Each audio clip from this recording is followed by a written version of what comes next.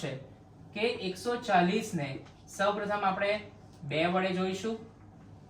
તો 2 ને આપણે કેટલા વડે ગુણાકાર કરીએ તો 140 આવે?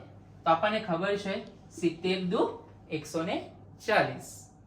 હવે આપણે ટ્રી મેથડ એટલે જે પણ બીજા જે અંકો આવે છે એમનો આપણે જ્યાં સુધી અવિભાજ્ય સંખ્યા ન આવે ત્યાં સુધી આપણે એમના અવયવ પાડીશું.